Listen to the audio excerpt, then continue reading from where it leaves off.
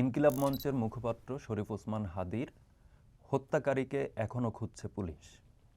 গত 12 ডিসেম্বর গুলিবিদ্ধ হন হাদি।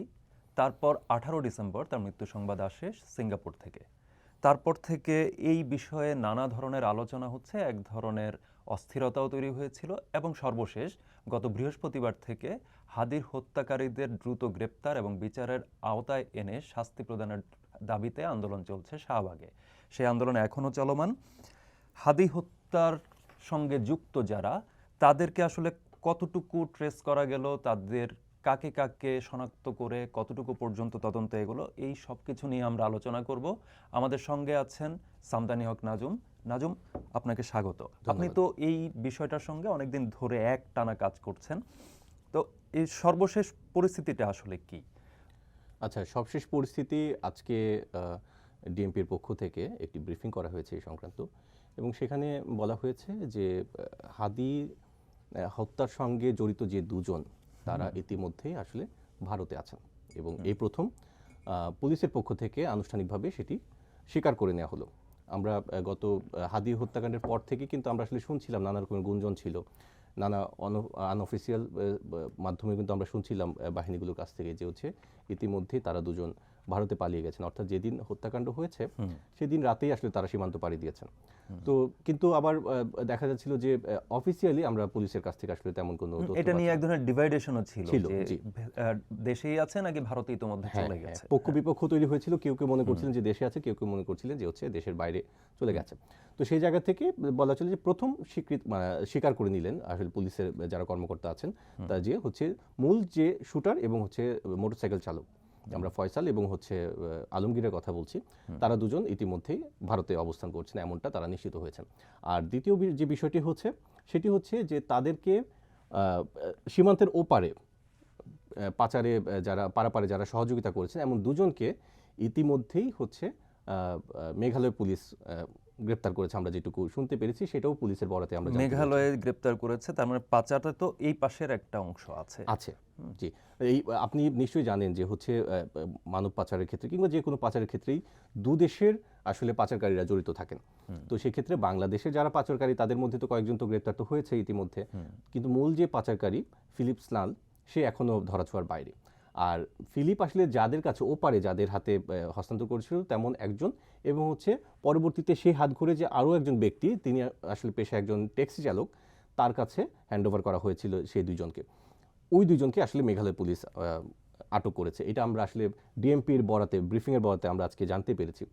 তো আসলে মানে কীভাবে তাদেরকে আটক করা হয়েছে সেটিও আমরা একটু জানতে চেয়েছিলাম, যে আসলে যেহেতু আমাদের দেশের ঘটনা, তারা আমাদের দেশের নাগরিক নন, তো সেক্ষেত্রে আসলে কীভাবে গ্রেপ্তারের বিষয়টা এলো।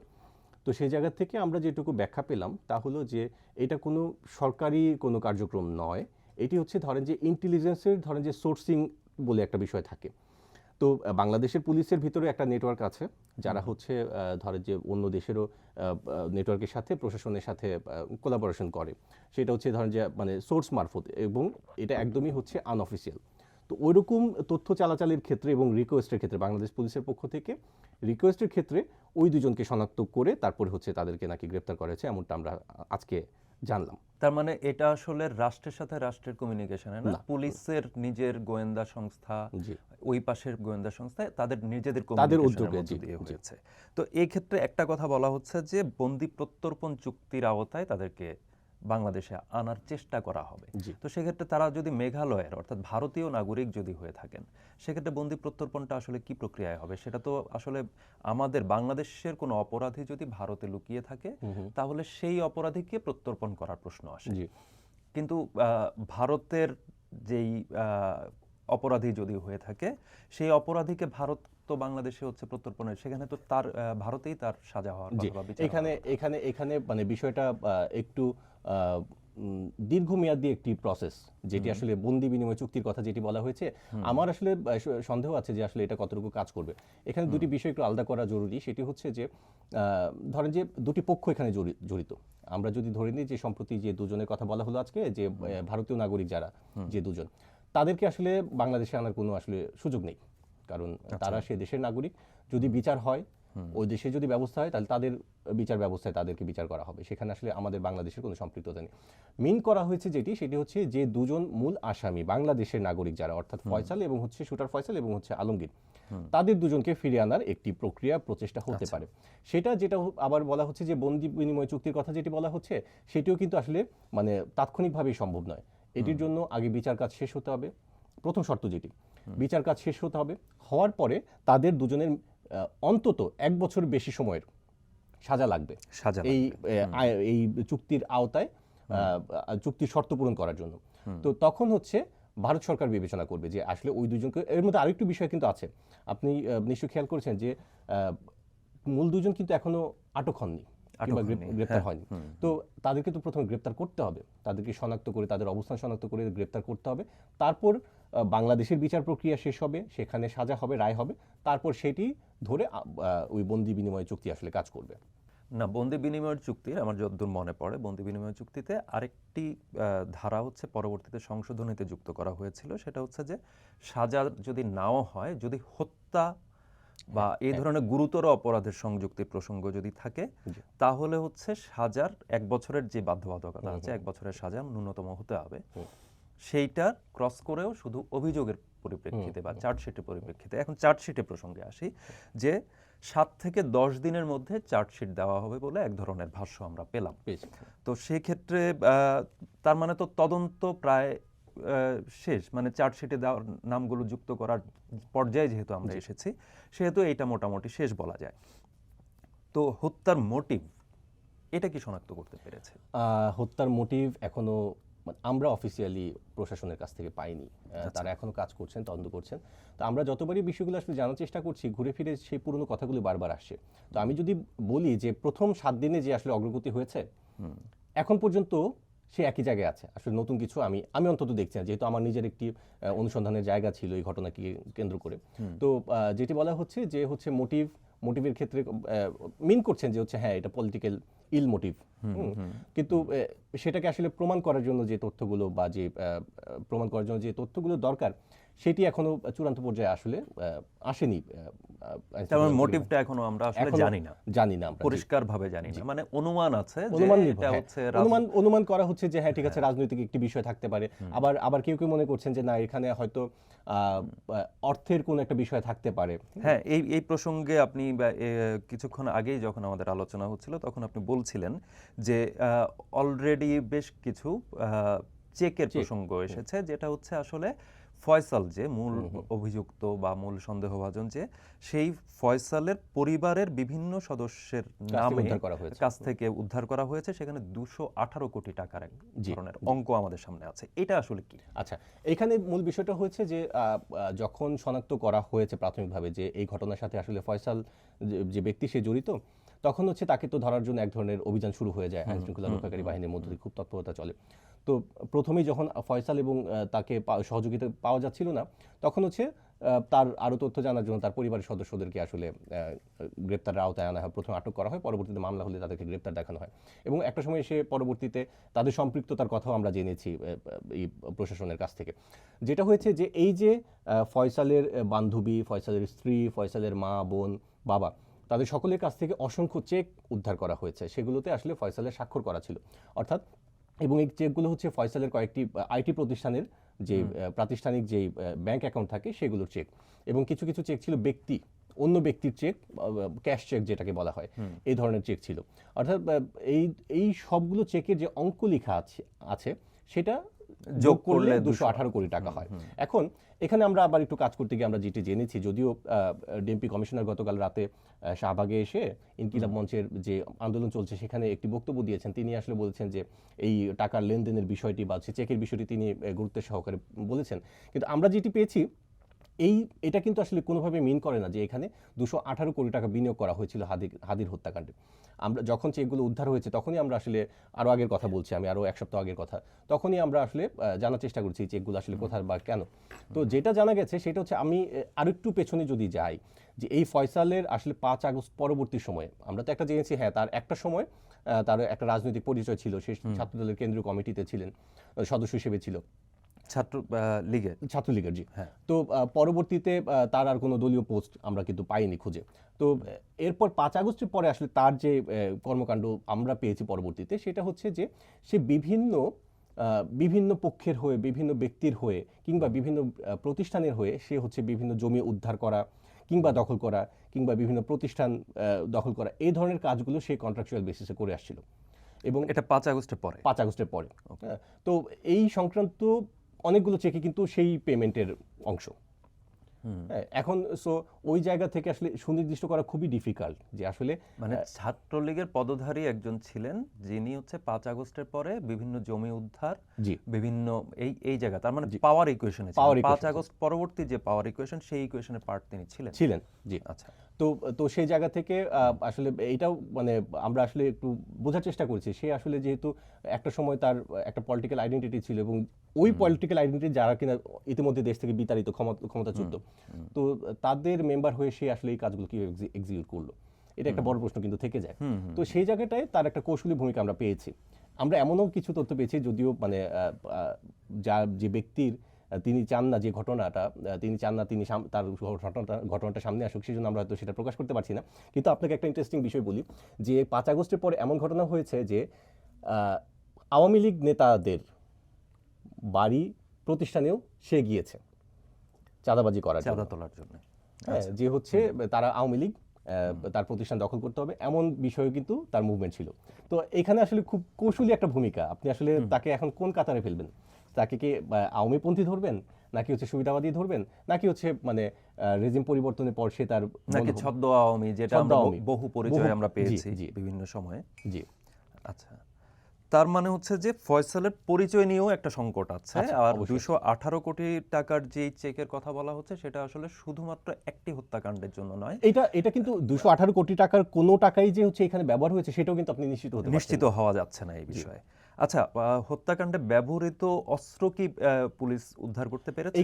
এখানে আমরা মূলত ফয়সালের 3টি অস্ত্র উদ্ধারের ঘটনা আমরা জেনেছি। এখন আমরা নিজেরও এখানে একটু কনফিউজড হয়েছি মাঝে মধ্যে ব্রিফিং এর ক্ষেত্রে। সেই জায়গা থেকে আমার মনে হয় যে আইন শৃঙ্খলা রক্ষাকারী বাহিনীর আসলে আরেকটু সতর্কতার সাথে আসলে বক্তব্য প্রদান করা উচিত। আমরা যেমন প্রথম যেদিন অস্ত্রগুলো মানে জব্দ হয়, উদ্ধার হলো নরসিংদী থেকে। তো উদ্ধার হওয়ার পর আমরা কিন্তু মানে যারা উদ্ধার করেছেন তাদের সাথে আমরা যখন কথা বলেছি, তারা কিন্তু স্পষ্টভাবে বলেছে যে 3টি অস্ত্র উদ্ধার হয়েছে। এখন হ্যাঁ, বুলেটের ধরন অনুযায়ী 7.65 বুলেটের অস্ত্র, সেগুলো ঠিক আছে, বাট এই অস্ত্রই যে ব্যবহার হয়েছে হাদিকে হত্যায় 3টি যে কোনো একটি, সেটি কিন্তু আসলে নিশ্চিত করা খুবই ডিফিকাল্ট। এটার আপনি জানেন এটির একটি আলাদা একটি প্রতিবেদন টেস্ট আছে, যেটাকে বলা হয় ব্যালিস্টিক রিপোর্ট। সো ব্যালিস্টিক রিপোর্টের মাধ্যমে আসলে এটাই পরীক্ষা করে দেখা হয় যে আসলে যে বুলেটটা বের হয়েছে সেটা আসলে ওই অস্ত্র থেকে আসলে ব্যবহার করা হয়েছিল কিনা। তো এর আগ পর্যন্ত আসলে বলা কিন্তু খুব মুশকিল যে ওই অস্ত্রের একটি থেকে আসলে বুলেট বেরিয়েছে, কারণ আপনি দেখেন এখানে কিন্তু একটি অস্ত্র নয়, 3টি, একই ধরনের 3টি। এখন কথা হচ্ছে যে এমন অস্ত্র তো আরও আছে। হ্যাঁ, তো ওই জায়গা থেকে যেমন আমরা গতকালও শুনলাম যে হচ্ছে ডিএমপি কমিশনার বলেছেন যে হচ্ছে অস্ত্র উদ্ধার হয়েছে। এখন আমি জানি না আসলে তিনি কোন জায়গা থেকে বলেছেন, তবে ব্যালিস্টিক রিপোর্ট ছাড়া, তো ওই রিপোর্ট ছাড়া আসলে এটা বোঝার কোনো উপায় নেই যে সেই অস্ত্র ব্যবহার হয়েছে কিনা। এইখানে এই যে পরিস্থিতি, তদন্তের যেই পরিস্থিতিটা আমরা জানলাম আসলে, সেটা হচ্ছে যে উদ্ধারকৃত অস্ত্র হত্যাকাণ্ডে, এই 3টি অস্ত্র, যে 3টি অস্ত্রের কোনটি হত্যাকাণ্ডে সরাসরি ব্যবহৃত হয়েছে কিনা সেটাও আমি নিশ্চিত হতে পারছি না, মোটিভ নিশ্চিত নয়। এবং এই যে বিনিয়োগের জায়গা, এই বিনিয়োগ যেটা বলছে পুলিশ 218 কোটি টাকা, এই 218 কোটি টাকা শুধুমাত্র এই হত্যাকাণ্ডের পেছনে বিনিয়োগ কিনা সেটাও নিশ্চিত নয়। কোশ্চেন হচ্ছে এই 218 কোটি টাকা ফয়সালের কাছে এসেছে, এই 218 কোটি টাকার যেহেতু ভাগে ভাগে, সেইটার উৎস কারা, সে বিষয়ে কি কোনো ধরনের অনুসন্ধান চালানো হচ্ছে? এখানে আরেকটু আমি একটু কারেকশন করি, সেটা হচ্ছে যে 218 কোটি টাকা কিন্তু ফয়সালের কাছে আসেনি। ওকে, এটি হচ্ছে ধরেন যে আপনি আমাকে একটা চেক দিয়ে রেখেছেন, ভবিষ্যতে আমি সেটা ভাঙাবো, ওইরকম চেকই বেশি। এখন তার অ্যাকাউন্টে আসলে কত টাকা আছে সেটা আমরা সুনির্দিষ্টভাবে পাইনি, তবে আমরা যেটুকু একটা হিন্টস পেয়েছি যে এত টাকা তার অ্যাকাউন্টে আসলে নেই, এবং ক্যাশ চেক যেহেতু সেটা কিন্তু তার অ্যাকাউন্টে থাকার কথা না, সেটা সে ক্যাশ করবে। হ্যাঁ, সো ধরেন যে এখন ওইটা হতে পারে যে হচ্ছে সহজ সূত্র আছে, যেটা হচ্ছে ইতিমধ্যেই কিছু কিছু ব্যক্তি ফাইন্ড আউটও হচ্ছেন যে হচ্ছে কাদের নামের চেকগুলো বা ওই চেকগুলোর দাতা কারা, এই ধরনের জায়গাগুলো আসলে তদন্ত করে বেশ কয়েকজনকে আসলে আইডেন্টিফাই করা গেছে, কিন্তু সেইখান থেকে কিন্তু হাদির হত্যাকাণ্ডের সম্পৃক্ততা সরাসরি উঠে আসেনি, এখনো আসেনি। আচ্ছা, সেক্ষেত্রে এই যে 7 থেকে 10 দিনের মধ্যে চার্জশিট দেওয়া বা গতকালকে হাদির হত্যাকারীদের বিচারের দাবিতে যেই গণ অবস্থান চলছে শাহবাগে, সেইখানে উপদেষ্টা রিজওয়ানা তিনি গেলেন, তিনি গিয়ে হচ্ছে এক ধরনের আশ্বাস দিলেন যে আহ, আহ, এই সরকার থাকা অবস্থাতেই বিচার কাজ হচ্ছে শেষ হবে। বিচার কাজ সম্পন্ন করবে, কিন্তু এই সরকারের হাতে তো আসলে সময় নেই, নির্বাচনের তারিখ ঘোষিত। আমি যদি ধরি যে সর্বশেষ হচ্ছে 12 ফেব্রুয়ারির আগ পর্যন্ত, ফেব্রুয়ারি পর্যন্ত ধরার আসলে সুযোগ নেই, তাও যদি আমি ধরে নেই যে 12 ফেব্রুয়ারির আগ পর্যন্ত তার হাতে সময় আছে।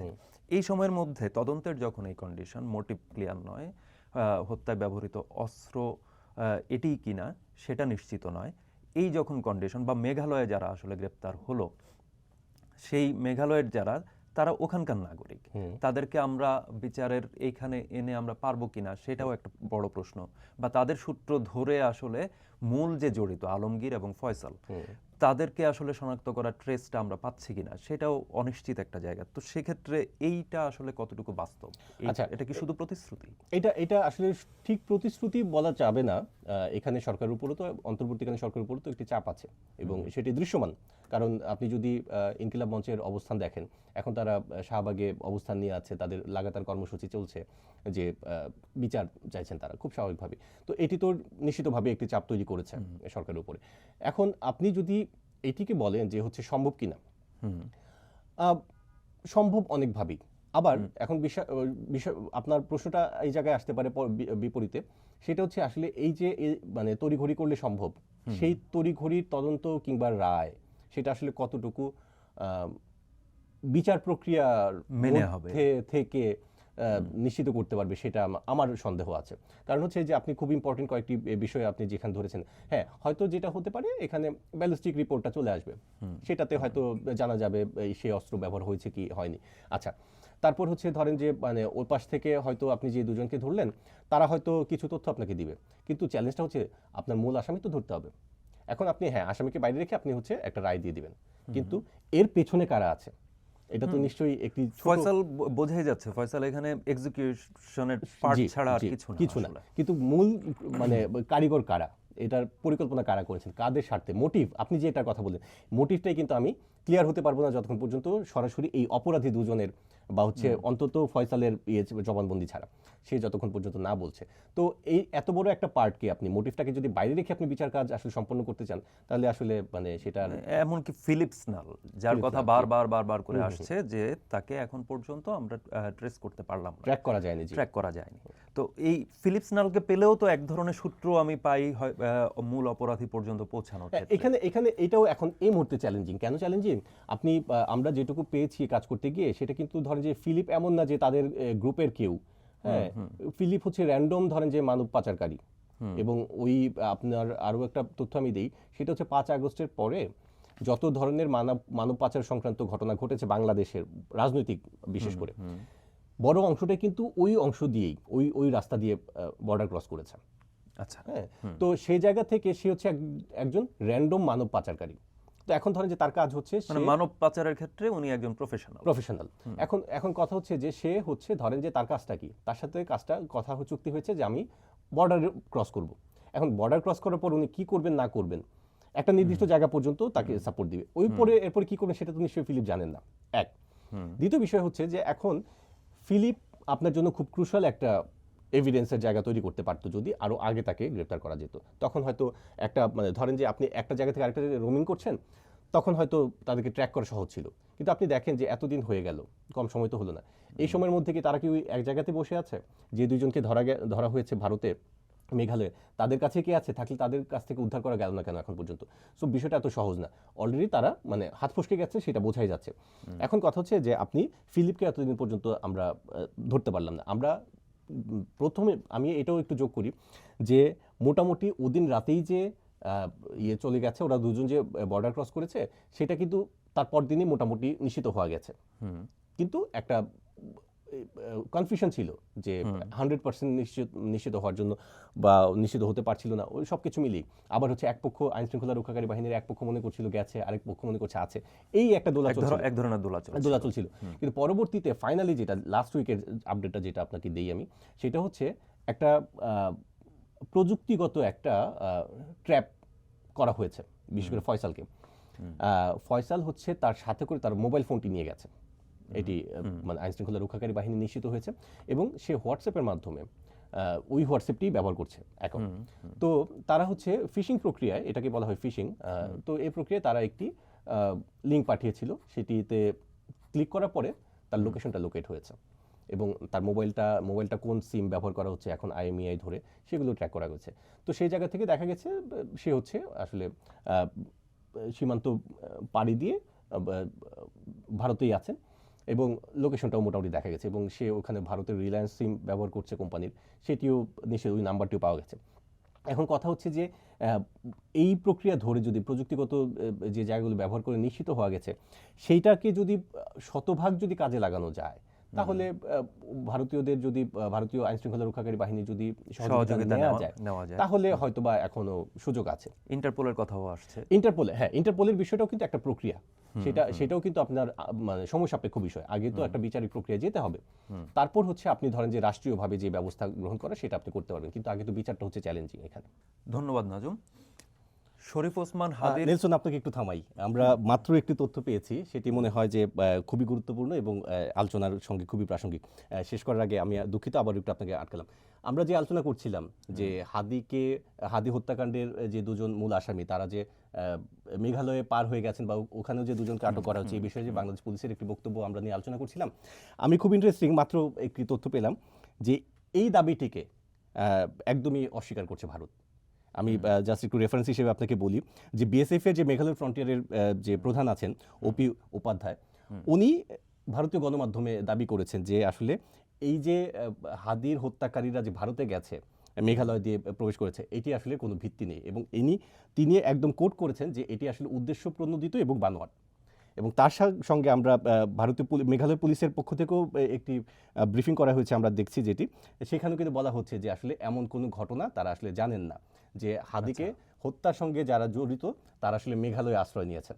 তো এটি মনে হলো খুবই গুরুত্বপূর্ণ, যেহেতু এটা তো পুরো আলোচনারই একটা কেন্দ্রকে আসলে সরিয়ে দিল। সেটা হচ্ছে যে আমরা এখন পর্যন্ত একটা বড় অগ্রগতি হিসেবে যেটাকে বিবেচনা করছিলাম, যে মেঘালয়ে একজন পাচারকারী, যিনি আসলে ফয়সাল আলমগীর দুজনকে হস্তান্তর করেছিলেন একজন ট্যাক্সি ড্রাইভারের কাছে, সেই ট্যাক্সি ড্রাইভার এবং ওই পাচারকারীর দুজনকে হচ্ছে গ্রেপ্তার বা আটক করেছে মেঘালয় পুলিশ। তাহলে তো এখন একটু প্রশ্ন চলে আসে, সেই ক্ষেত্রে এইটা সেই দুজন আটকের আসলে বিষয়টা কি আসে, মানে এটি কি হলো? এটা কি তাহলে এরকম যে সেখানে এরকম একজন মানব পাচারকারীকে গ্রেপ্তার করেছে, এই তথ্যকে হচ্ছে বাংলাদেশ পুলিশ বা বাংলাদেশের আইন শৃঙ্খলা রক্ষাকারী বাহিনী সেইটাকে আসলে কানেক্ট করে বলে ফেলছে, তাহলে যে গোয়েন্দা সংযোগ বা গোয়েন্দা যোগাযোগের কথা আমরা শুরুতে বলছিলাম, যে ওইটার মধ্য দিয়েই রাষ্ট্রীয় যোগাযোগের বদলে গোয়েন্দা যোগাযোগের মধ্য দিয়ে আসলে ঘটনাটি এই অর্জনটুকু এসেছে। এটি হলেও তো ধরেন যে এইভাবে অস্বীকার করে ফেলার আসলে জায়গাটা আসলে কতটুকু, সেটিও তো দৃষ্টিকটু, সেটিও কিন্তু আপনাকে ভাবতে হবে। এটা কি ভারতের দিক থেকে এটা কি স্ট্র্যাটেজিক হতে পারে কিনা, বা হতে পারে অনেক কিছুই। এখানে আমি দেখতে দেখতে যেটুকু ভাবছিলাম যে আসলে এখানে কি ঘটতে পারে, একটা হতে পারে যে যেহেতু বলা হচ্ছিল যে নিজেদের সোর্সিং এর মাধ্যমে যোগাযোগ করে আটকের কথা বলা হচ্ছিল, তো সেটিও যদি হয় তো তবে সেক্ষেত্রে তো এটা তো ভবিষ্যতে তো অফিসিয়ালি আটক দেখানো হবে। তো সেক্ষেত্রে ভারতের BSF বলেন কিংবা মেঘালয় পুলিশ বলেন, তারা যদি অস্বীকার করে ফেলে, তাহলে পরবর্তীতে এটাকে গ্রেপ্তার কিভাবে দেখাবে আমি নিজে একটু আসলে ভাবছি যে আসলে এটা কি হতে পারে। আমি নিজে একটু দোটানায় পড়ে গেলাম এরকম একটি তথ্য জেনে। তার মানে আসলে এখনো অনেকখানি অন্ধকারেই রয়ে গেলাম, কিন্তু আমরা হাদির হত্যাকারীদের সূত্র মেলাতে বা এই জায়গাটাতে এখনো নিশ্চয়ই এই বিষয়ের ব্যাখ্যা বাংলাদেশ পুলিশ বা DMP একটা ব্যাখ্যা নিশ্চয়ই আমাদের সামনে দেবেন, আমরা সেটার জন্য অপেক্ষা করব। ধন্যবাদ, আমরা সেটার জন্য অপেক্ষা করি। আপনারা দেখলেন যে আমরা আলোচনার যেটা একেবারে কেন্দ্রে যে আলোচনাটা ছিল, যে মেঘালয় পুলিশে দুজনকে গ্রেপ্তার করেছিল, একজন মানব পাচারকারী এবং একজন ছিলেন ট্যাক্সি ড্রাইভার, যেই ট্যাক্সি ড্রাইভার আসলে মানব পাচারকারীর সাথে সংযুক্ত ছিল। বাংলাদেশ পুলিশের পক্ষ থেকে বলা হচ্ছিল যে এরাই আসলে হাদির হত্যাকারীদের ভারতে পাচারে সহায়তা করেছিল, এবং সেটার সূত্র ধরে এমনকি বন্দি প্রত্যর্পণ চুক্তির প্রসঙ্গও কিন্তু চলে এসেছিল সেখানে, যে এইটার মধ্য দিয়ে যদি তাদেরকে ইন্টারোগেট করা যায় বা সেটার মধ্য দিয়ে যদি তদন্ত এগোনো যায়, তাহলে হত্যাকারীদের পর্যন্ত পৌঁছানো যেতে পারে। কিন্তু সেটাই এখন আসলে সুতোর উপর ঝুলছে, এবং এই পরিস্থিতিতে আসলে আমরা খুবই আগ্রহ নিয়ে অপেক্ষা করব DMP কি বলে। আমাদের আইন শৃঙ্খলা রক্ষাকারী বাহিনী কি বলে, তদন্তকারী অপরাপর সংস্থাগুলো আসলে এটার ব্যাখ্যা কিভাবে দেয়, সেটার জন্য আমরা অপেক্ষা করব। আপনারা আপনাদের মতামত জানান চর্চার ইউটিউব চ্যানেল এবং ফেসবুক পেজের কমেন্ট বক্সে।